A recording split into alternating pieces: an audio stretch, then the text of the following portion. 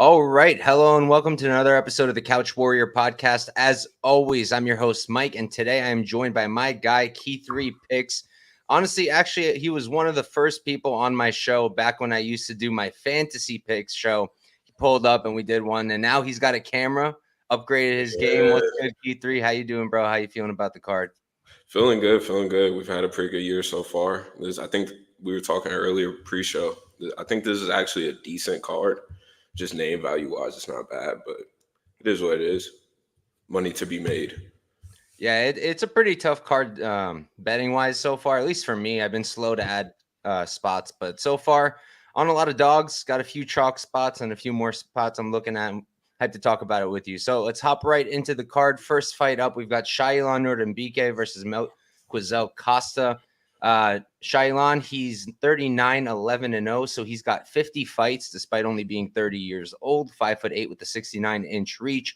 Costa on the other side, 27-0, he's 27, 5'10", he's 2 inches taller, and he's going to have a 4-inch reach advantage. Let me just pull this up real quick. Forgot to do that pre-show. There we go. All right, why don't you start us off, brother? Yeah, I'm not too bullish on either guy in this spot. I think it's a dog or pass. I like Shayilan wrestling, but I'm not sure what to think of either guy here. I don't think that Shayilan has enough of a nuanced striking game for me to trust him for extended time on the feet here. I do like Costa's kick game, but honestly, this is kind of a pass fight. I was higher on Costa before going into that Steve Garcia fight. I didn't bet him there, but I was somewhat high on him. Now I'm just not necessarily know what to think. If he loses this one, he's 1-3 in the UFC. Only win being Austin Lingo. I mean, it's kind of a flat UFC run so far. So this is a pass fight for me, sort of just see what happens. Yeah, fair enough. Going about what's good, bro. Thanks for tuning in. Yeah, for me, I guess Costa's the pick. I like Costa. I think he's a pretty good fighter. I mean, not the best wins, not the best losses, but he's pretty nasty on the feet. He's got a lot of different tools, a lot more weapons than Shayilan, and it's not even quite close. I mean, Shayilan's got the overhand right. He's got a little bit of a left and not really much in terms of combinations. He's not really throwing a ton of kicks. His wrestling's pretty good, and the control's decent, but the issue is nowadays you never know with these judges. We don't know what the scoring criteria really is. They tell us it's damage first, and that's what it seems like recently. But at the same time, then we get random fights like the Kopylov fight where it seems like it's the complete opposite and now control matters. So we really don't know what we're getting, and because of that, I'm really hesitant these days betting chalky favorites or people who don't finish often for those reasons. Could Costa get a finish here? I think he could, especially if he starts going to the body. His body work is really nice. The knees, everything he does when he goes there. I do think he can slow down Shayilan that way too, who doesn't have the world's best cardio. But at the same time, I can see him getting taken down. I can see Shayilan doing some work from up top. I wish he did more in terms of ground and pound. I wish he was a bit more of a sub threat if I was going to get to him. And I've seen him out scramble too, which Costa can do. I don't really put much stock into the Moises loss. I mean, it's Thiago Moises. I know now we're low on him because a bunch of people lost money last week, but doesn't mean he's a bad fighter. He's a high-level jiu-jitsu guy. He's a good wrestler, and it's okay that he beat Costa, especially Costa was on short notice there. Beat the crap out of Lingo. Not really the world's best win, but at least he won by a wide margin there. It's a tough one. I think Costa should take it. Whether it's a finish or a decision, I'm not sure. I've been back and forth all week. I think I'll stick with the decision just because of the wrestling upside from Shayilan might burn some of the clock. But in terms of a bet, I'm only really interested on the Shayilan side. I'm getting him at around plus 165 right now. He's got the wrestling upside. He does have some hands. Costa can be caught, and Shayilan does have power. He's a walking, talking mini fridge of a man. So I'm going to wait because if I miss the line and it gets worse, I can live without a bet on him. And if it improves, if I can get like plus 180, even higher, that would be pretty sweet. And I would take the shot then. So pick will be Costa, but only real interest money-wise is Shayilan. We can move right along. Next up, we've got Julia Polastri versus Josefine Knutsson.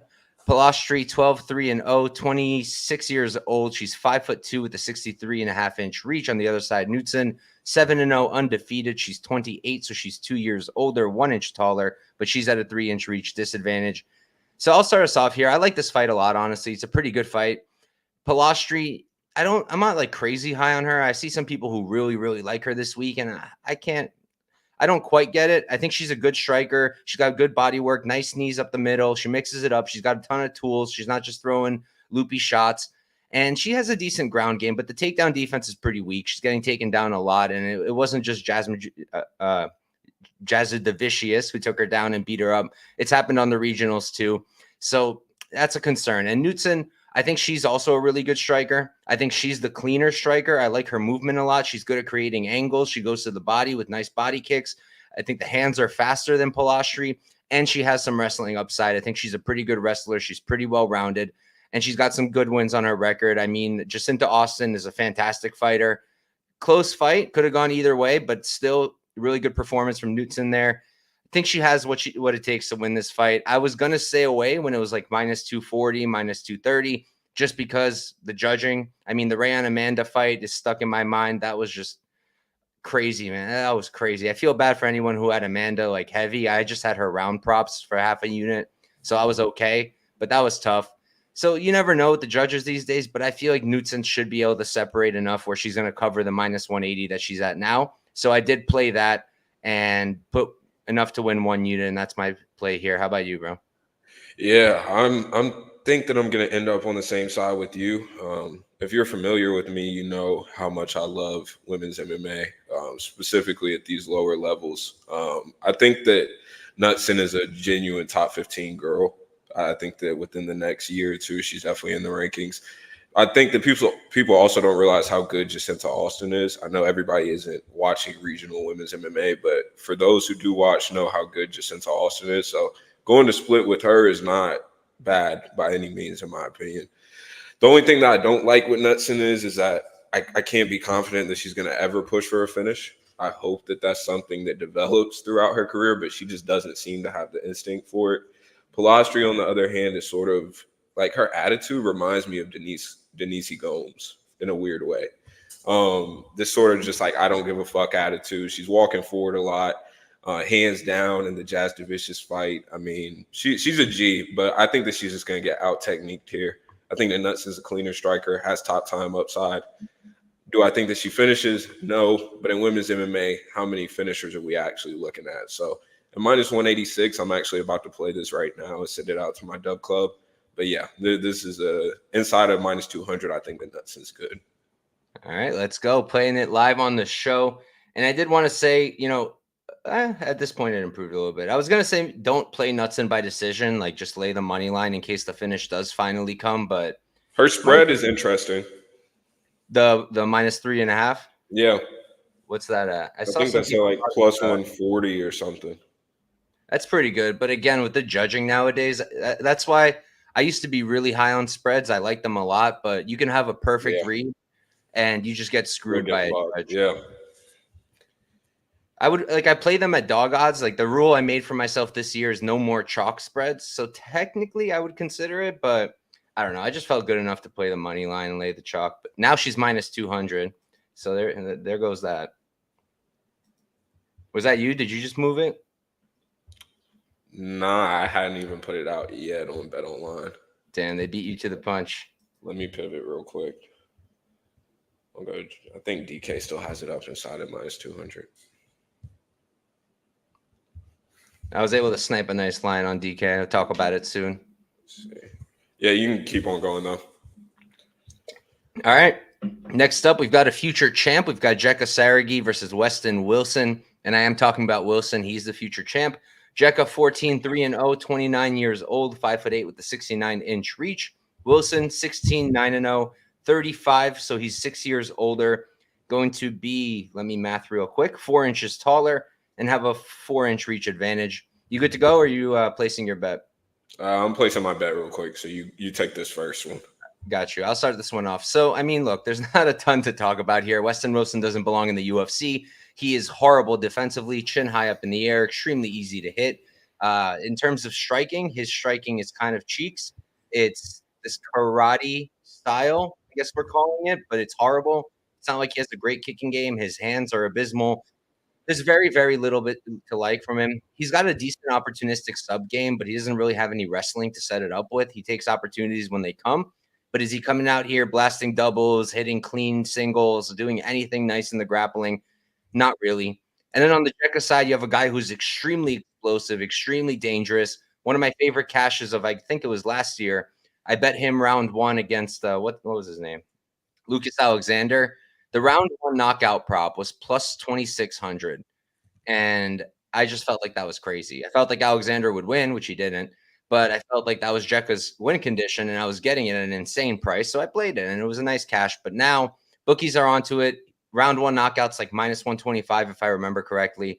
Look, he should finish Wilson. He should probably finish him early, but I wouldn't go parlaying the guy. I mean, he doesn't have much of a gas tank, this Jeka. His ground game is abysmal. He lost to my GOAT, Anshul Jubli, so I'll forgive him a little bit. Jubli's elite, but it wasn't the best look ever, the way that went.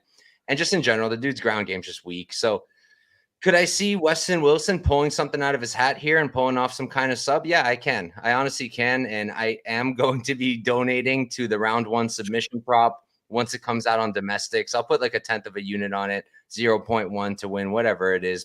I'm hoping for something above like plus 1,500 would be nice. I think he probably dies early. The other bet that I'm considering is Jeka round two, just because I could technically see Wilson surviving. In his last two fights, I did play fight starts round two, both against Brito and G Silva. Lost both of those, but I feel like, I don't know, Jeka might have more power. I don't know if he has more power than them. They're much better than him. He might be a little bit more explosive, a little bit more pop on his punch. But I can see Wilson surviving just until the second round, and then Jeka picks up that knockout. I think the round two right now on Bet Online is like plus 600. I'm hoping for something north of like plus 7, plus 800 once it's out on domestics. We'll see. Hate this fight in terms of betting. It's just a terrible fight to bet on, but it should be fun to watch for as long as it lasts. You good to go? Yeah, I'm good. I think the Westin Wilson gets a leg lock here. Demands the fucking rematch. Let's go. With Gene Silva. It's showtime. But facts. In all seriousness, though, I loved losing money on Lucas Alexander last fight out against Jeka. Just turn his back to him, let him knock him complete out. But this is a pass fight for me. I'd hate to lose money on either side here. If I can get some value on Prize Picks or Underdog Fantasy through some Jeka props, I'll probably tap it there. But that's probably the only way I attack this fight. I think both guys makes no sense how these guys got here, honestly. If you guys aren't familiar with Key 3, he's probably the nastiest out of everybody when it comes to Prize Picks, Underdog Fantasy. I mean, you've been doing it, what now, 3 years? As long as I've been doing the podcast, pretty much. Yeah, it started, I think, a little over 2 now. Yeah, one of the best I've seen personally. So make sure you guys are checking him out, following his plays. I would if I still had Prize Picks, but they killed it here in New York, so can't do that no more. But definitely check out Key 3. He's got good stuff going on there. And we can move on. This has been a fight that has a lot of people talking. We've got Carli Judice versus Gabrielle Fernandes. Judice 3-1-0, 25 years old, 5'7" with a 68-inch reach. On the other side, Fernandes 8-3-0. She's 30, so she's 5 years older, 2 inches taller, and she's going to be at a 2-inch reach disadvantage. So I'll start us off here. I got a little ahead of myself early on. I think it was 2 weeks ago or a week ago. I played Fernandes at minus 185. I actually got a better line, but then I played it again at minus 185, and I tipped that. And then I started taping it, and it's like I see where I was coming from, but at the same time, like, again, after seeing last week, after seeing the judging, after really thinking about it, I just felt really uncomfortable. So I ended up hedging off. I played Judice last night at plus 180 on DraftKings just to hedge out. I've got nothing on this fight now, and I'm really happy about that. The way I see it is Fernandes is much cleaner.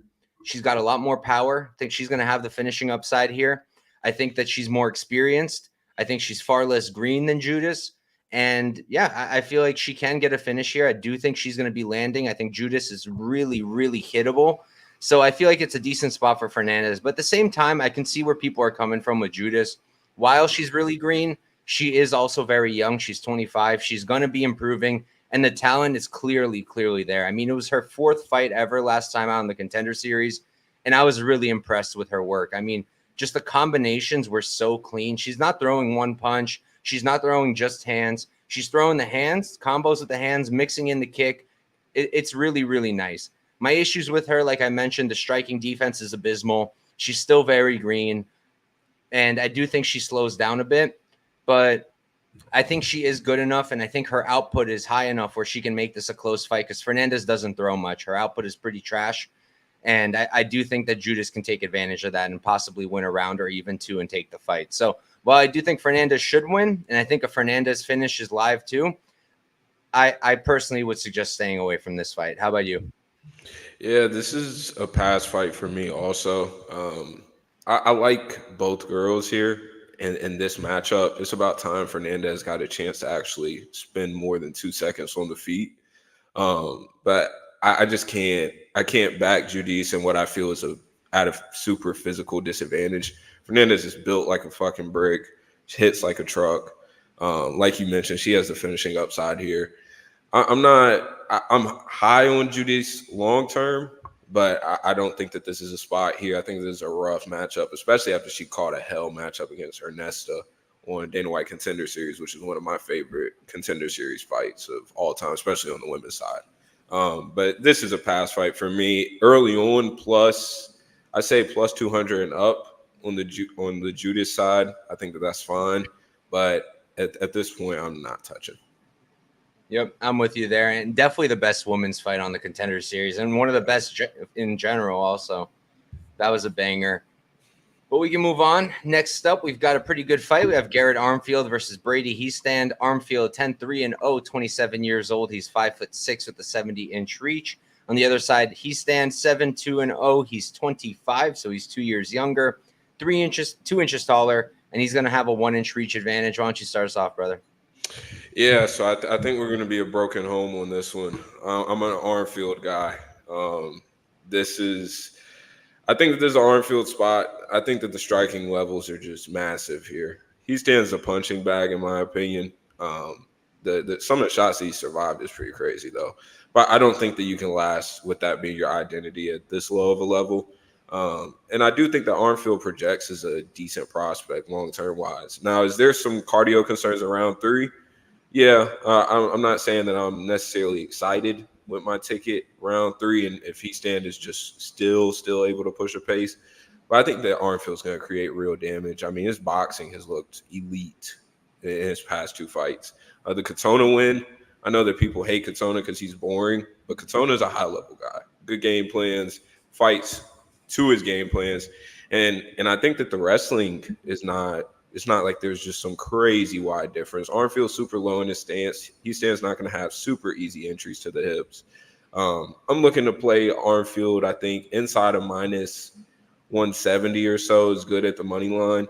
And then there's some other props that I think you can get creative with and find some other value other places too. But I think that he has to get knocked out eventually. I mean, it has to come with the way that he's striking. But I can't blame people for wanting to take a shot on a pace guy in this spot where Armfield is a guy that likes to reset after combos and stuff like that. So I can see a Hiestand bet, but I'm personally on the Armfield side. All right, yeah. So we're disagreeing for the first time. I'm on Hiestand here. In terms of a straight pick, like pick winners, okay, I'd probably pick Armfield. And I was going to stay away from the fight, but then I sniped plus 170 on DraftKings, and I just felt like that was a little bit crazy. Does Hiestand have rough striking and terrible striking defense? Yes. But is he also 25 years old? He's been out for a year and improving? Also, yes. And I feel like a pretty good example is Montana De La Rosa last week out, only 29. And going into that fight, I think it was pretty common opinion that her striking was not the thing that was going to win her that fight. And it looked leagues better. And it's not like she's training at a high-level camp. She's training with her husband in their own gym, Mark De La Rosa, who is not a great fighter. And she's improving, So can Hiestand improve the striking? I think so. And does he have a strong wrestling game? Yeah, he does. Is his submission grappling good? Yeah, it is. Is his cardio probably better than Armfield's? I think it's a bit better. So for me, like historically, Armfield has struggled with grapplers. Katona did take him down 4 times. I know that he didn't do a ton with it, but Katona's not much of a guy who's coming out here destroying people, finishing them. I mean, he just went 3 rounds with Jesse Butler, despite taking him down the entire time. And with Armfield, I think that Katona, if he would have wrestled a little bit more, he would have probably won that fight. Don't think he had the smartest game plan for once, but yeah, I will give Armfield credit. I do think the takedown defense has improved. I do think his get-up game is pretty damn solid, and he is significantly a better striker than Brady, in my opinion. Probably has power upside there too. So I'll be a little nervous, but at the end of the day, I play numbers. Think the number's pretty off at plus 170. If you guys are interested, I think it's still on DraftKings. I'm not sure because it's not on any other books that I saw. But yeah, let's see what happens. I'm thinking hopefully he outpaces Garrett, survives the first round where I think Armfield will be the strongest and then takes over. Let's see. Moving on, though. Next up, we've got Nate Maness versus Jimmy Flick.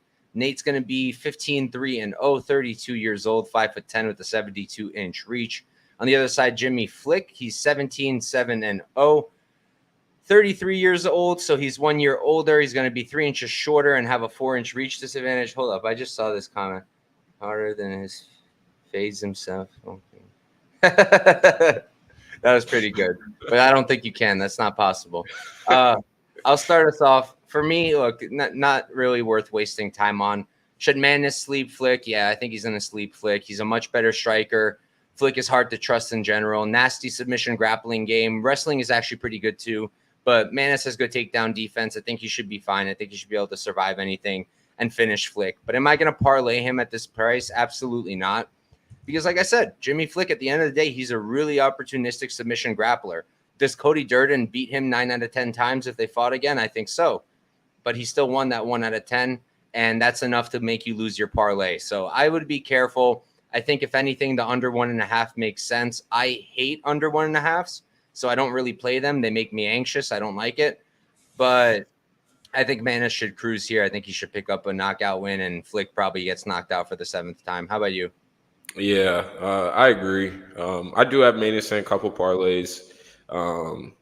If I lose money to Jimmy Flick again, I'm willing to send Jimmy Flick like $500 after a fight. Were you on Gordon?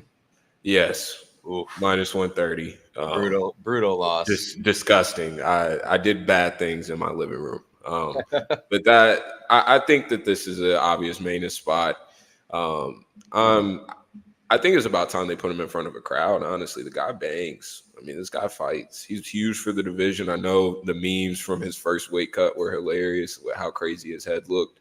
But this is a Maness spot. I think he gets it done in round 1. Flick, I mean, he deserves an award for making it this long and getting 2 UFC wins. I mean, that's with his skill set. I mean, it's just insane. So, all power to Jimmy Flick, but this is Nate Maness all day. All right. No point in wasting time. Let's move on. Next up, we've got, this is such a good fight. We have Tagir Ulanbekov versus Joshua Van. Tagir, he's going to be 15-2-0, 32 years old, 5'7" with a 70-inch reach. On the other side, Van, 10-1-0. He's 22, so he's 10 years younger, going to be 2 inches shorter, and he's going to be at a 5-inch reach disadvantage. Why don't you start us off, brother? Yeah, so I'm the minority this week, I think, with this on this side. I'm a Josh Van guy. I'm not somebody who was backing Josh Van at minus 200 against Kevin Borjas, but I'm willing to dive in at plus. I got plus 215. Me and the guys in my Discord, plus 215. I'm very happy with. I think even the odds now are fine. I think the odds are good until about plus 150 or so. I think that, yeah, Josh Van drops round 1. That's cool. Tagir is probably going to have some early trip success. But I'm willing at plus 215 to find out if Van can create a little bit of chaos. I mean, I will always say, and I'll scream it from the rooftops, that Tim Elliott performance against Tagir is one of my favorites of all time, just because he was cheating his ass off the whole fight. And the gamesmanship and the veteran, it just really showed in that fight. I think that Van is going to create chaos in this fight. I think that there's going to be some sort of resistance here. Now, I think that Tagir's path to looking like a wide favorite is early sub. I think the outside of early sub, I think that in my opinion, there's no reason to be playing him at this wide of chalk. But Josh Van plus 215 versus any flyweight at this level, I'm sorry, it's hard for me to say that it's a bad bet. So outside of an early sub, I think that I'll be fine with however this bet goes. But in rounds 2 and 3, with Josh Van pouring it on and going to the body and walking you down, I don't think that any flyweight in the world is okay with that. So I'm a Josh Van guy. I'm willing to die on this hill. Yeah, I mean, so normally I'm over here trying to fade Van, but that's because he's like minus 200 most of the time, and I feel like it's not really warranted. Like against Boraz, I felt like that was a good spot. Played him, played Bunis, that didn't go well. It always feels good in the first round because Van's dropping it, and I'm like, all right, I'm a genius, man. Look at me go. And then he comes back and he just beats the crap out of them, and it's like, all right, that sucks. But here, on one hand, I should be trying to fade him again because now I'm finally getting a really good wrestler against him who's got good striking too. But at the same time, now he's plus 190, he's almost plus 200. Then I got a lot more interest because while he's green, while his grappling is very green, he's good. He's 22, which I don't love. I know young kids, they're improving all that, but kids, I'm 4 years older. Look at me go. But I just feel like they make a lot of mistakes also. So that's a concern with me. And I am pretty concerned about his ground game, but he at plus 200, I feel like he might be able to cover it. I feel like he might be able to pick up the dub. I know he's dropping literally every single first round. I know he got submitted a few years back by Devin Jackson, who's not the world's best. I know he's getting taken down a lot, but Tagir can slow down a bit. And if Van can start stuffing the takedowns in that second and third round, I think he's the better striker. I think that Tagir is a good striker. He's not just like this idea of a Dagestani who has no hands whatsoever or just throws these overhands. He's actually got pretty clean hands, and he mixes it together very well. The submission grappling's elite. So I do think there's big favorite upside. But if Van can stuff those takedowns, start landing those body shots, start slowing him down, I think Tagir's cardio, it's okay, but I do think he can slow, and I do think Van can take advantage. Do I think Van gets a finish? Probably not, but I can see him stealing the second and third round. So I am pretty interested in his money line. I'm going to wait and see what happens because there's a lot more Tagir interest than I thought. I personally thought that the line on Van would be crashing all week, and that hasn't been the case. So hopefully people will keep going on Tagir, and then I'll play Van. I'll probably play it small just because realistically, I do think, like, if you told me just pick a winner, I think Tagir probably wins. I do think he uses that grappling really well here. I do think he probably can get takedowns in the second and third round anyways. I know we do shit on his cardio a bit, but at the end of the day, it's honestly pretty good. Like, he was able to keep up even in the crazy Elliott fight. Like, he was okay. He's had 3 rounders, not really death gassing. So yeah, Tagir will be the pick, but I think the value at this point is probably on Van, and let's see what we get by Saturday. It might be a better line, and then I'll hop on. What do we got here? We got Tagir money line. I can understand it. Definitely a good argument. Van by triple backflip eye poke DQ. Respect. Personally, I feel like if anything, it's a double backflip. I feel like triple is a little bit of a stretch, but I get it. Tagir, Josh over 1.5 on all totals. Yeah, but it's a little scary because Van is a little bit deficient in the grappling, especially compared to Tagir. So that's the only thing holding me back. And you're probably going to get it chalked too, if I had to guess, because I think the under 2.5 is what, minus 110. Yeah. My buddy Dog destroyed that line single-handedly. Thanks a lot, Dog Father. Yeah. Shout out to Dog. Love the guy, but I hate him. Sometimes he kills these lines for no good reason. Point spread. Yeah, like I mentioned earlier in the show, I don't play point spread at chalk anymore just because of the judging. Like, that should make sense, right? Like, you would think that he could probably stuff enough takedowns to be able to win a round 2 or a round 3 because of his striking, because of that output, because of the pace he sets, the pressure. But again, judges could just screw you over, and even though you're right, you can end up being wrong. This isn't even live. They programmed all the comments. They're giving me more credit than I deserve, but hey, I'll take it. Tagir, Kuamba, Armfield. I have some things to say about that second pick, but we'll get there soon. Ooh.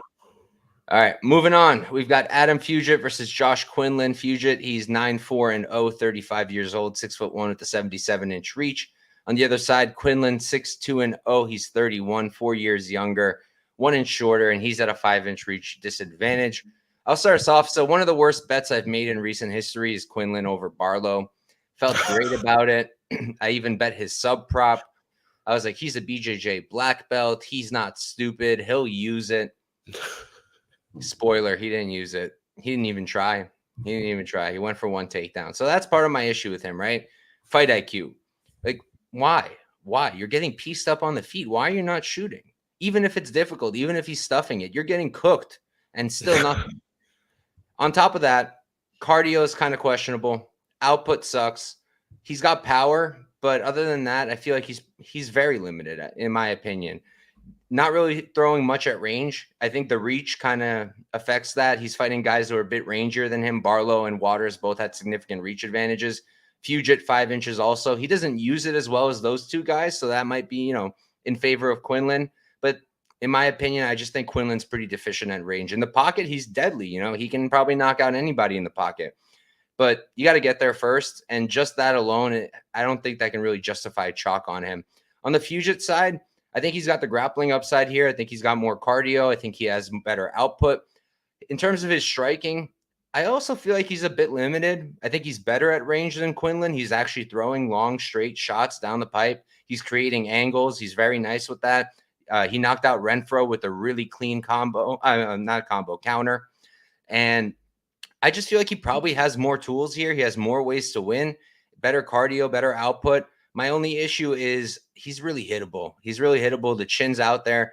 And I feel like it wouldn't be a crazy thing to imagine Quinlan crashing the pocket, landing a nice shot, heavy shot, and putting Fugitt out. So I lean towards the Fugitt side, but I need a little bit better than plus 105 to get my interest on him, just because of that one concern. I am a little worried about a bonk, but skill for skill, I feel like Fugitt should be able to take this. How about you?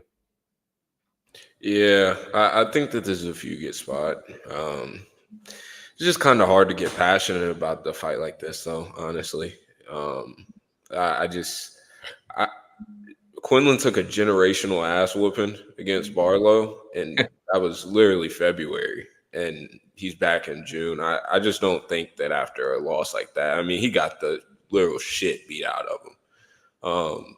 And coming back this quick, I mean, it just feels rushed. He's most likely fighting for his job because these two losses have been ugly losses. I mean, Trey Waters jabbed his face off. And then we saw Trey Waters have a literal stroke against Billy Goff a little bit later, which is insane. But that's a whole nother conversation. But I think that Quinlan has been very, very underwhelming. Knocking out Jason Witt, like, big whoop. But at this point, that's not holding on to anything. My grandma knocked out Jason Witt, too. For real. And so Fugitt, I know I was watching Santino's podcast. He's at Fight Ready now. Right. You got to assume that the game plan is going to be good. You got to assume that the training's been good over the past few months. At dog odds, fading Josh Quinlan at the UFC level, I can't really say that it's ever going to be a bad bet. So outside of Fugitt just getting chinned, which I think that he's a tough guy. Outside of Fugitt getting chinned, I think that Fugitt at dog odds is probably a good bet. I don't know if I'm going to get to it just because I think this is a really low-level fight, and I'm only interested in low-level women's fights. So this is a pass for me, though. All right, fair enough. Let's move on. Next up, we've got Asu Almabaev versus Jose Johnson at flyweight. Asu is 19-2-0, 30 years old. He's 5'4" with a 65-inch reach. Johnson 16-8-0. He's 29, so he's 1 year younger. He's going to be 12. I almost said 8 inches taller with a, let me do my math, 6-inch reach advantage. Why don't you start us off? I got to turn on my AC. I am dying in here. Yeah, I got us here. I think Almabaev smash spot. Honestly, if this is kind of a get right spot, but to me, it's kind of poor matchmaking just under the fact that this could get canceled. I'm not really sure how Jose is going to make 125 comfortably. I mean, he's already big for 135. So to make 125 is going to be absolute hell. So that's a fight within itself. I wonder what odds would be on Jose to make weight or not. But this is Almabaev's spot. I think that he's going to run through him. His chain wrestling's elite. Regard got a good wrestling class in with him last time out. I'm sort of excited to see him move on from this. I'm wondering the matchup that they give him from here. I would like it to be somewhat within this top 20 range. I think that he's ready. I think you have to put him there. But I want to see him get extended on the feet a little bit more at the UFC level. I think that his cardio could look a little bit questionable whenever he's not able to front run so easily. So bullies get bullied, but I don't think that this will win the spot. So I think Almabaev inside the distance is fine. Yeah, so for me, I do want to talk about this because I've actually gotten to speak to Jose Johnson. He was one of the first interviews I've ever done. We're talking now, want to say a good few months back, maybe 4 or 5 months back, I spoke to him because he was supposed to fight originally, I think, Lucas Rocha at flyweight. And I asked him about it. I asked him about the cut, why he decided to do it. And he was talking about it. For the reason why he wanted to do it, he was saying, he was like, I was with my family and I was like, well, I forgot his exact language, but he was like, what would be like crazy? Like, what would make me like great? And they were like, go to 125. So he decided to try it out. And he was telling me that he could make it, that he was testing it. And he was very, very confident that he can make it. And I'm starting to think the UFC is confident that he can make it too, because that fight got canceled. They rebooked him now for Asu. I think there might have even been another rebooking in between. I don't remember off the top of my head. But they're rebooking him again at flyweight. So I'm assuming that there's been a test cut, at least one. And I personally do think he's going to make it. He's tall, but he's very lanky. You know, he's not some refrigerator type guy. He's not like Shayilan, who you'd have to cut off all his legs for him to make 125. He's tall, but he's very, very thin. So I low-key think he is going to make it, and I'm really interested to see how it plays out. You know, no one thought Nate Maness would make weight either. And did he look like he was dying when he did it? Yeah, he did. But then he pulled up and got a knockout win. So it might pay off for him. You know, even though he might make the weight, even though I do think he does make the weight, I don't think that's going to change much. I think this is a really tough matchup for him. At the end of the day, his grappling, you know, I wouldn't say his grappling is deficient. I actually think his grappling is good. His takedown defense is deficient. He's not hard to take down at all. He is hard to hold down. He's super annoying. He's going to throw those elbows from bottom. He's going to try to get his own subs, and he has done it against very good wrestlers before. Miller, that's his name, right? I believe. Mo Miller, yeah. Subbed Mo Miller from bottom. Really clean submission. The Cartwright performance, I know people are super low on Cartwright now, but he was undefeated, good jiu-jitsu, and Jose was able to out-scramble him completely. He's got a major chip on his shoulder. One of the things he was telling me on the interview is he was super upset about how Dana was talking about him. I think he called himself like the unwanted stepchild. And I do think he's got a chip on his shoulder. I think he's the way better striker, to be honest. I'm not super high on Asu's striking. I think it's serviceable, and it's enough to set up his takedowns. But if for whatever reason he can't get them or he can't hold down Jose, that's minus 600 won't look right no more. Because on the feet, I think it's Jose all day. He's nasty. He's got power. He's got a lot of different weapons. He's got the hands, the knees, the kicks. He's got everything. And I think he can make this a tough fight. But the way I'm looking at it, instead of, laying the chalk on Asu or possibly donating on Jose, I'm thinking just playing the overs. I'm thinking about maybe over 2.5 or fight goes. It's pretty decent plus money. Let me double check real quick what it's at. Plus, money came in on it a bit. It was plus 180 earlier today. It's plus 160 now for fight goes. I feel like it's a low-key spot that no one's really talking about. I know everyone's saying Asu sub, Asu sub, Asu sub. But there's differences between Asu and like someone like Blackshear, for example. Like Blackshear is a big dude. He's very big. And I think that makes a big difference on the ground. Asu's very stocky. He doesn't have those long limbs to lock up stuff with. So I think it's going to be a little bit of a different dynamic than a fight with, say, Blackshear or someone like that. So while I think Asu will get takedowns relatively easily, while I think he can probably control Jose, and I think he can probably survive on the feet if it's up there for a long time, I still think we might go to a decision. So I might take that shot rather than pick a side here. What do you think of that? Yeah, I agree. I actually think that is a sneaky spot to look into. Who did we pick? I think both of us picked Costa to win, but I think we both said the values on Shayilan. Yeah. All right, let's move on. Next up, we've got much more competitive fight, I would say. We have Miles Johns versus Douglas Silva de Andrade. Johns 14-2-0, 30 years old, 5'7" with a 66-inch reach. On the other side, de Andrade 29-5-0, 38, which is a red flag to me at bantamweight. So he's 8 years older, same height, going to have a 2.5-inch reach advantage. I'll start us off here. So I was back and forth on this fight a lot. Going into it, pre-tape, I looked at the line. I saw John's minus 120. I was like, all right, well, 8 years younger, probably some wrestling upside, decent striking. I might get to him. And then I taped it, and I just can't. Like, I faded him with Cody Gibson for a reason. I know it didn't end up looking like a great bet. I don't know what Cody Gibson was doing. That was not what I expected from him. But Miles Johns, first of all, first red flag for me, low output. Very low output. Doesn't matter what the fight is. He's just not throwing a lot. And it might be because of my second red flag, the bad cardio. Maybe he's trying to conserve that energy because he knows his gas tank isn't that great.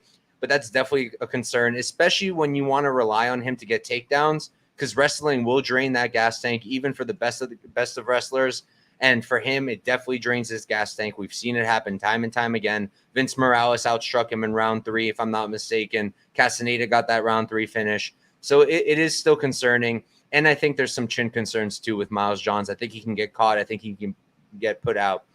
Now, on the Andrade side, I think he's a great striker. I think he has more weapons. He's got the elbows that are nasty. He's got nasty knees. He goes to the body really well. So I think he's got a bit of an advantage there. And, in terms of output, he's also kind of low output. I expect him to throw a bit more than Johns here, but I'm not completely sold on that idea.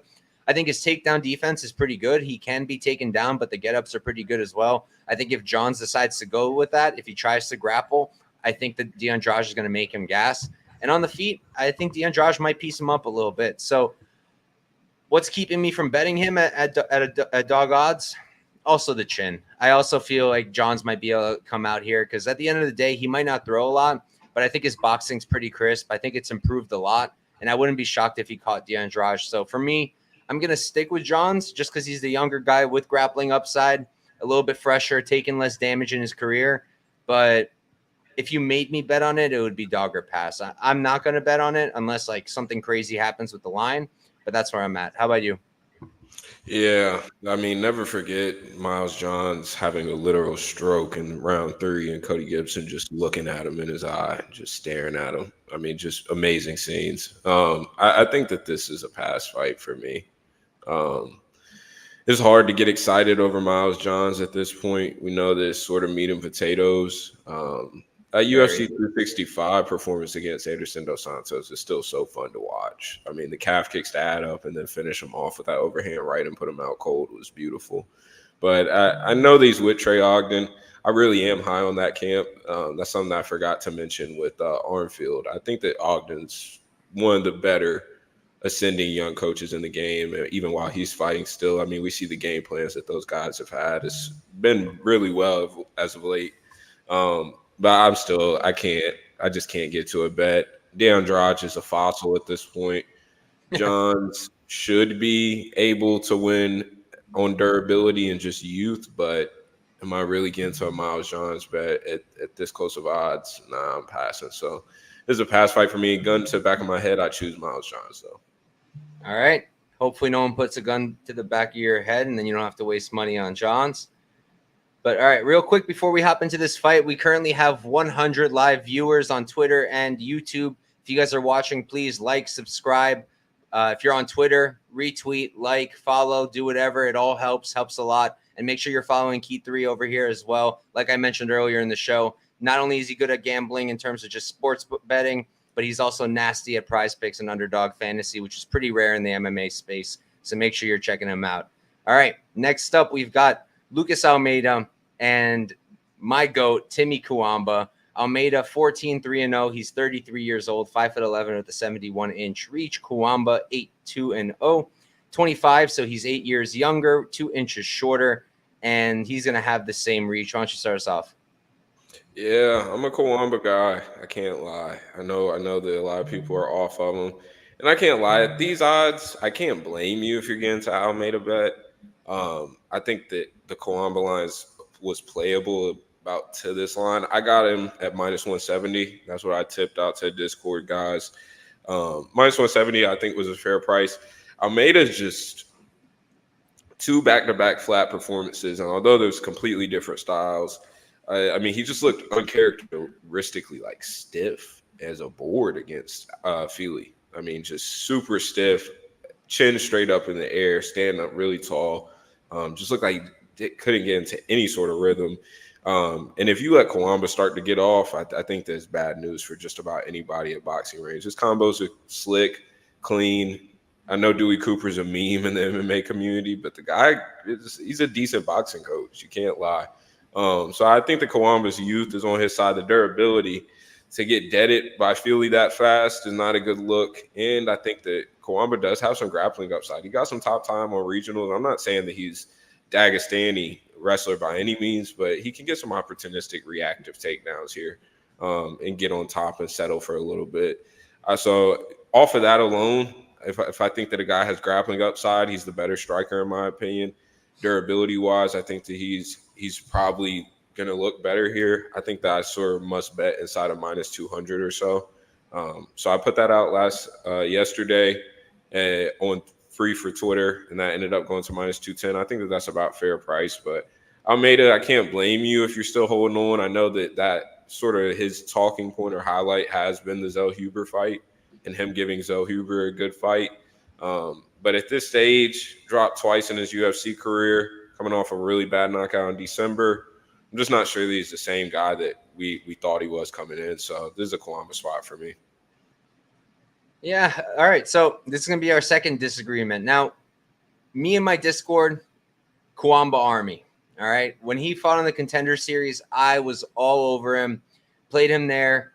Did we deserve that win? I don't know. That's a discussion for another day. I'm pretty biased. I'm going to say yes. Probably not, but yes. It was nice. Felt good. Then I tried betting him against the Oki. That didn't go as well. But for me here, look, do I think he's a great striker? I do. But do I think he's still green? Yeah, I do. I also think his finishing upside's a bit limited. He's really only finishing guys who aren't very good at all. I don't really think he has too much power. He is very clean, but A, his output is kind of low, and B, he kind of slows down. And while he does have some wrestling upside, I guess, I think his wrestling is also pretty green. Like, I wasn't too crazy about it. The takedown against Oki, like, the entry was kind of crap. He just kind of took advantage against the fence, but it took a sec to do it too. And Almeida's takedown defense isn't all that bad. I mean, Pat Sabatini is a different level. It's not even comparable between him and Kawamba, like the wrestling, the jiu-jitsu. It's not even close. And even Sabatini, like, it wasn't an easy job for him. I know the stats say he went 2-3, but he was trying for a while on that fence to get Almeida down. And the things I'm looking for is I don't look at the stats. The only background I have in MMA is I wrestled, so I know wrestling. And I'm looking for hand control. I'm looking for underhooks. I'm looking for hips. I'm looking for them trying to push away on the elbows when they're against the fence. And those are all things that Almeida does. So I do think he should be able to keep this on the feet. In my opinion, he's got the significant power upside. I think if a finish comes, it probably comes from him. Kawamba's pretty durable, but I don't really think he's fought anyone who hits as hard as Almeida. Maybe Oki, but it's a little early to tell. And Almeida's output is really good too. His cardio is also a bit questionable. He definitely slows down. But even then, he's still throwing a ton of output. In the third round against Trezano, he was still going. That's when he got his finish. In the Zell Huber fight, he was still throwing a ton in the third round. So I feel like his cardio is not that bad. I actually think it might be a little bit better. His striking defense sucks. Definitely sucks. He's stiff. I don't even think it was just the Feely fight. I think in general, he's pretty stiff. Chin's up in the air. So those are concerns, but I'd be a lot more concerned if Kawamba had more power, which I don't really think he has a ton of. He's just clean. Like, Kawamba's really nice with the hands. The 1-2s are super nice, but at the same time, he's also not really adding too much to it. It'll be a jab or a 1-2 and then stop. Another 1-2, then stop. I would have preferred if he's throwing 1-2s, throwing in kicks also. That would be much better. And I would like if he jabbed more. I feel like he doesn't jab enough. If he jabbed, set up the 1-2, and then went with a kick or something, that would be beautiful. And maybe it'll come. You know, he's really young. He's 25. But that's part of my argument for why I like Almeida at this price. I just think this is a lot of recency bias. I know Andre Feely knocking you out at this point of his career isn't the best look, but Feely's got underrated power. I mean, the guy's knocking down a lot of people too. So I don't think that's like really anything to scoff at. I can forgive him. He got caught in a crazy exchange with a really nice right hand. So I can put that by at plus 180. I was able to get plus 180 on Bet Online. I did it literally right before the show. That's why I was a little bit late. I was getting my Almeida bet in, posting it everywhere. But yeah, I really like the odds here. At plus 180, I just think that's super incorrect. I don't really see how you can get to anything past minus 125 Kawamba. If he had more power, okay. If he had better wrestling, I would understand it. But without it, I don't know how he covers over minus 125. I definitely don't see how he covers minus 200. Like, then we're talking, what, over 70% implied? So you're telling me he's going to win this fight 7 out of 10 times on the feet? I have a hard time seeing that. I definitely have a hard time seeing that. So for me, it's Almeida. I like the dog shop, but we can move right along. I don't know why they made this fight, man. I don't know. All right. We got Ikram Aliskerov versus Antonio Tricoli. Aliskerov originally supposed to fight Andre Muniz. Would have been fun to see that, but it is what it is. Ikram, 15-1-0, 31 years old. He's 6 feet tall with a 76-inch reach. On the other side, Tricoli, 12-3-0. He's 33. He's 6'5", so he's a pretty big dude. 82-inch reach. He's got a 6-inch reach advantage. I can start us off here. I mean, I'm not going to waste too much time. I feel like Ikram should take this. Should take it early. He's better everywhere. Much better competition faced. Tricoli's been out since, what is it? 2 years and 6 months. So 2.5 years he's been out. I mean, hey, maybe he comes back and he looks amazing. He's made crazy improvements. I personally don't know why he's been out, but I'm not playing with it. I'm good. Under 1.5, even at minus 185, that makes sense. I haven't gotten to it just because, like I said, I hate 1.5s, make me anxious, and I don't want to be anxious, so I don't play them. But it would make sense, especially because then you're covered, right? You're covered if Ikram does what he should do, gets a sub or gets a KO. And then you're covered if Tricoli comes out here and lands something, because he's a huge dude. He does hit pretty hard, so I can see that. But he's also been to a lot of decisions, a bit of a decisionator. Yeah, not much to talk about here. How about you? Yeah, I'm an Ikram hater full time, but I can't fade him in this spot. I bet Phil Hawes against him. I'm sad to say and watch Phil Hawes die like that after getting off to a decent start. I don't think that Ikram is just like this title contender. I think that he's gotten some great matchups against some guys who aren't durable to start off his UFC career, because it wasn't like he was just like one punching guys and just looking insane on regionals. Like, there was a little bit more grinding going on. But I think that this is Ikram's spot, obviously. Under 1.5. Like Mike said, I'm not a totals guy. I can't do it for my nerves. It's way too much for me. So I'm not a totals guy, but under 1.5 sounds nice. Yeah, Ikram should blow through him. All right. Let's move on to our main event. I think this is a great fight. We have Alex Perez versus Tatsuro Taira. Perez, he's going to be 25-8-0. He's 32 years old, 5'6" with a 65.5-inch reach. On the other side, Taira, 15-0, undefeated. He's 24. He's 8 years younger. He's going to be 1 inch taller, and he's going to have a 5-inch reach advantage. Why don't you start us off? Yeah, so this bet's actually scheduled to drop in 4 minutes on Twitter. But I'm a Perez guy. I can't lie. At these odds, I think that it's just a little crazy. I mean, we're talking Pantoja was, I think, minus 130 range or something against Perez. You're telling me Taira is supposed to be minus 175 right now, I think he is, or something. I mean, that's a tough sell for me. Does Taira justify that price if he gets the sub within the first 2 rounds? Yes. But outside of that condition, it's hard for me to think that he has a lot of paths to really covering that price tag. Perez has leg kick upside here. I think in boxing range, I get it. It looks cool. It sounds good. And it's on paper, in theory, it sounds great that a guy can land a right hand and you think that his striking is just growing leaps and bounds. I don't tend to think that Taira is still any sort of decent standing. I think that the actual Japanese prospect that's coming is on UFC 303. I like Race Saruya a lot. But I think that in this matchup here, Perez in boxing range, I don't think that it's really a competition or a fight. I think that Perez pieces him up. What I'm worried about is Perez giving up his back.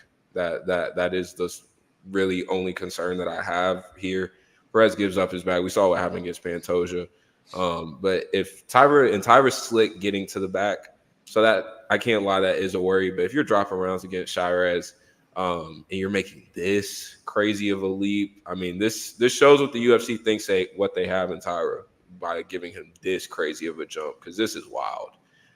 So just off of strength of schedule, Perez has been fighting at this level for years and years. I know that the cancellations and shit is crazy, but the guy looked good against Nicolau, and that knockout was not a Nicolau's chinny knockout. That was a knockout that flatlines a lot of flyweights, period. I mean, the shit that he hit him with flatlines a lot of guys. So Perez, coming off of the momentum of that fight, getting that knockout, potentially new contract on the horizon. I think that this is a Perez spot. If he would have pushed harder in round 3, he probably, if he makes a pace earlier, he probably beats Mequizael. So this is a really, really good fight. Good matchmaking. It shows what they have in Taira. But at plus 167, that's the price I got him at a couple weeks ago. Plus 167, I'm willing to find out if Taira is really the truth or not. Yeah, I mean, I get it, but here's my thing. I feel like it's kind of interesting that a lot of people are playing Perez now at plus 160, 170, whatever. But when he was plus 300 to Mequizael, I didn't see nobody playing him. I saw a few people playing him, but I didn't see most people were not playing him. And in my opinion, that was the more favorable matchup for Perez, because Mequizael, he's a fantastic wrestler, but he's not insane on the ground. And his striking, I think, is super limited too right now. Getting better, but limited. And in that fight, who landed more significant strikes at range? Mequizael. He did. If off the top of my head, I think it was like 32 to 18. So is Perez a great striker? Yeah. Is he the better striker? Probably. Does he have wrestling upside normally? Yeah. Do I think it's going to work here? No. Maybe defensively a little bit. I know the two guys who subbed him that we're all talking about, Pantoja, Moreno. Moreno was a sub, right? I'm not tweaking. No, it was Figueiredo. My bad. Yeah, that was Davis and they deleted him. Yeah. So I get both guys are really high-level jiu-jitsu players, but I think Taira is pretty high-level too. Not in their caliber, but I also think that he does have some striking upside. Maybe is he the better striker here? No, but I actually do think his striking's improved a lot. I used to be a huge Taira non-believer. I faded him multiple times, and obviously that has not worked out for me. But I've come around. At 24, he's showing a lot of improvement every single fight. Do I think he should stand with Perez for a prolonged period of time? No. But do I think the striking is good enough to maybe catch Perez? Maybe. Do I think it's good enough to set up the grappling? Yeah, I do. And I think that the grappling will get the job done for him. I think he subs Perez maybe in the second, maybe third round. What's he going to look like in a fourth and fifth? We don't really know. But what's Perez going to look like in a fourth and fifth? We don't really know either. So, what would you predict on the Taira side if you really had to guess in rounds 4 and 5? What do you think happens? If I had to guess, yeah, depends how the rest of the fight went. Okay, let's say Taira round 1 gets some top time. Round 2 is competitive. Round 3 is competitive. Let's say round 4 and 5 we're 2-1 Taira. What do you line 4 and 5? Probably keep him at around the same price where he's at now. Fair. If I was making the live line, I'd probably leave it alone because we just don't know. Like, we're completely guessing. We have absolutely no idea. Taira's not really getting extended much. When he has been, he's looked all right. I know the Chairas fight was a little bit dicey, but at the end of the day, it was a short notice replacement, if I'm not mistaken. Yeah. And Chairas can crack. Can Perez crack? Yeah, but Taira also recovered really fast. So for me, it's a Taira spot. I played a minus 165. I think it blew out a little bit, but I'm honestly pretty surprised that the line hasn't come in harder. I know a lot of people have been so high on Taira, but now Perez knocks out Nicolau. And I think you had a good point saying, that probably knocks out a lot of guys, but Nicolau is chinny at the end of the day. Yeah. So I don't know how much to put into it. If this is just a 25-minute striking fight, I mean, yeah, then I'm taking Perez. I feel like he should be valid there. I think the leg kicks could be a really good weapon. If I'm Perez, if I'm his camp, I'm telling him, throw them early. It might cost him maybe some bottom time. He might get taken down off a kick. But if I were him, I'd invest early in those, slow down Taira, make it harder for him to explode into the takedowns. And I think that would really pay off for him. But like I said, I think Taira's really improving on the feet. I really like him at range. I think he's fast. I think he has really underrated power. Looked nasty last time out against Fernandes. I think I played like the over there at chalk, and I was so sure about it. And it just got completely clipped. So that sucked.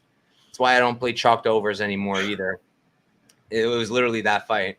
But yeah, for me, it's favorite or pass, but I understand where everybody's coming from. I know a lot of people on the dog here. I think most people that I've spoken to who have a bet on this fight are on Perez. So I definitely get it.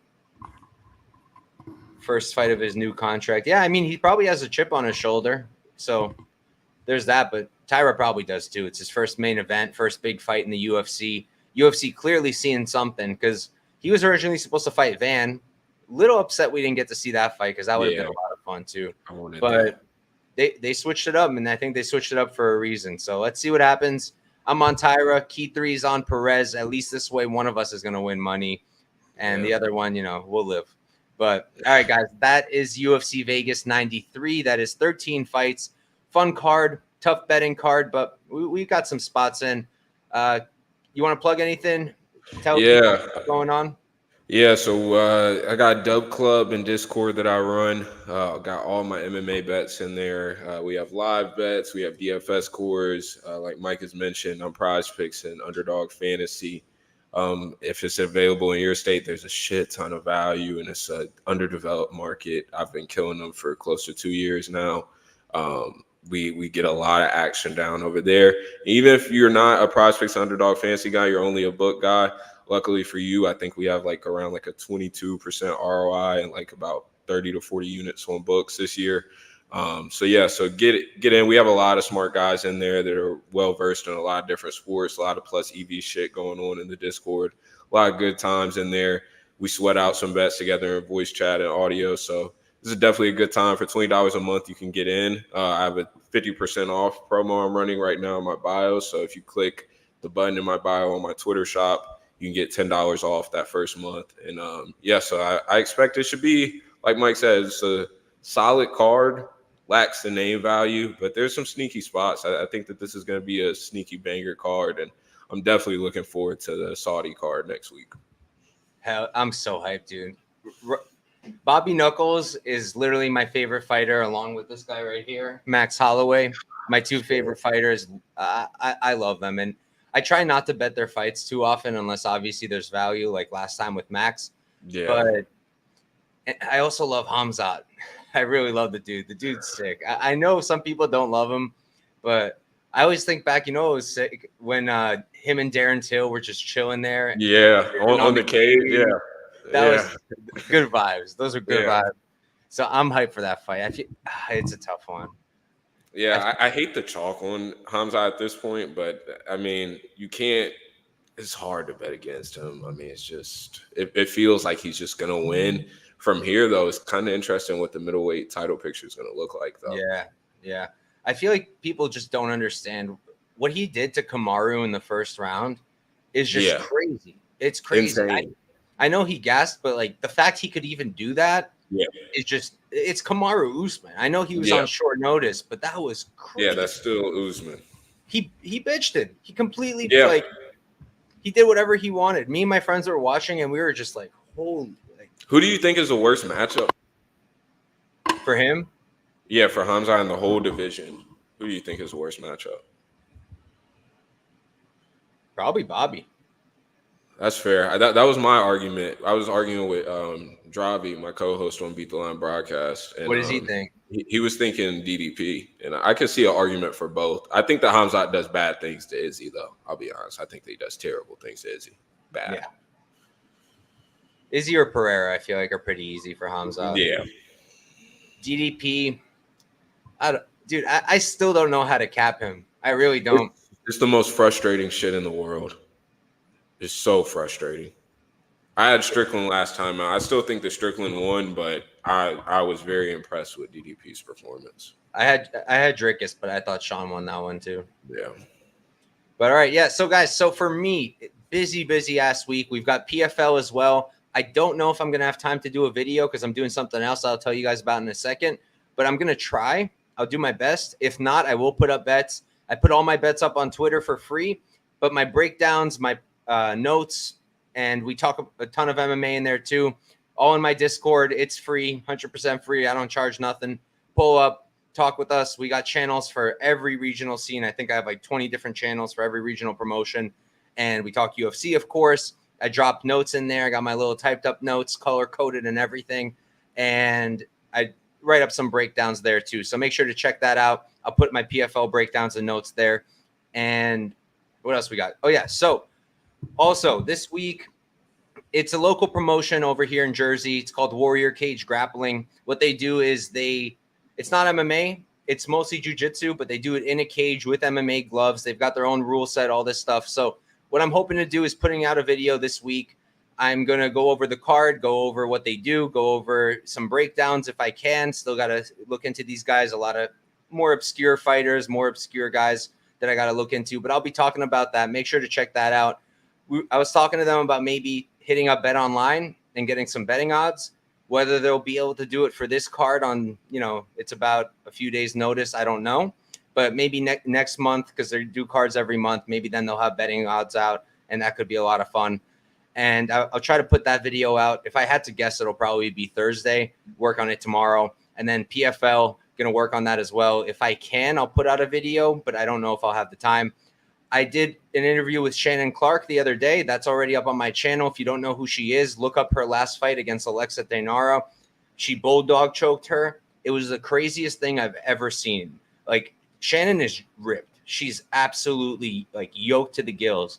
And she had this girl, her chin, like she just had her completely in that bulldog choke. It looked like she was going to rip her head off. And Taira, she went to sleep and the ref didn't see it. She literally, like, I'm not exaggerating. She peed herself. She peed herself in the cage from that choke. Like, I think she literally thought she was dying. It was the craziest thing I've ever seen. So if you haven't seen that, check that out. Shannon will be on this season of the Contender Series. I think her fight's going to be super violent. She's fighting another lady who also has a ton of finishes. So make sure to check out that interview. And then I also have an interview I did with Michael Aswell. He's another guy who's going to be on the Contender Series this year. He fought on, I think, Fury, knocked out Nate Richardson in the first round. Nasty hands, dope dude. Literally did the entire interview in the sauna, which was crazy. So once I put that out, make sure to check it out. And last interview, I'll talk about Jose Johnson. I did this months ago, but it's pretty relevant with this week. Literally talk of the town is, does he make weight? Does he make weight? Check it out. Hear it from the guy himself. He talks about why he decided to do it and whether he thinks he can. And he does think he can, spoiler alert. So, all right, guys, that's it. Thank you all for tuning in. Thank you, and good luck this weekend. Peace out.